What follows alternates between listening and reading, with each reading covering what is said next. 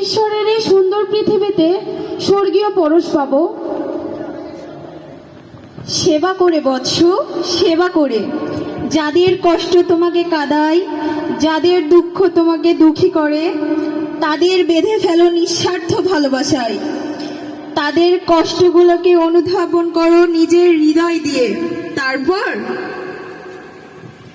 উৎসর্গ করো নিজের ভালোবাসা, সেবা এবং নিষ্ঠাকে। তাহলেই তুমি এই পৃথিবীর বুকে খুঁজে পাবে স্বর্গীয় প্রশান্তি।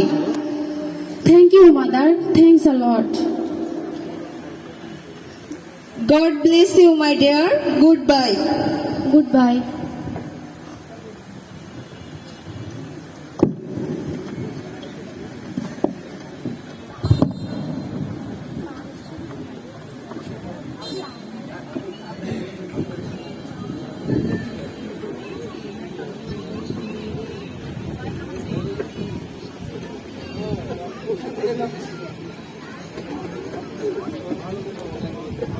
তারপর ফ্লোরেন্স কোনো এক সন্ধেবেলায় বারংবার আহত সৈনিকদের সেই কষ্টগুলোকে স্মরণ করে ব্যথিত হৃদয় নিয়ে ঈশ্বরের নিকট প্রার্থনায় লিপ্ত হয়।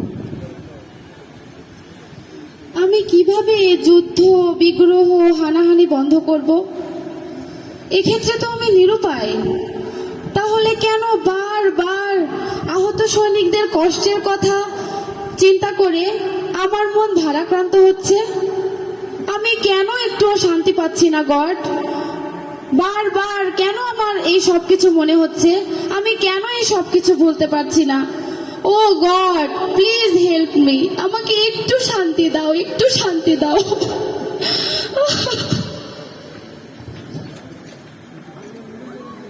God bless you Florence. তুমি কি পারবে না সকল মোহমায়া এবং সকল প্রাপ্তির ঊর্ধ্বে গিয়ে ঈশ্বরের সেই সকল সন্তানদের সেবা করতে যারা রোগ ও কষ্টে জর্জরিত?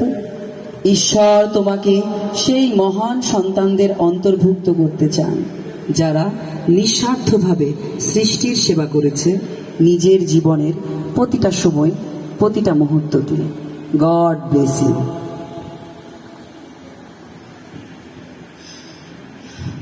এ আমি কি দেখলাম?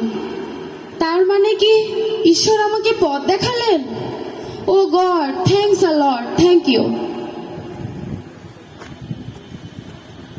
ফ্লোরেন্স নাইটিঙ্গেল স্বপ্নাদেশে আদিষ্ট হয়ে জীবনের সেই কঠিন সিদ্ধান্ত গ্রহণ করে। 9 বছরের বাগদানের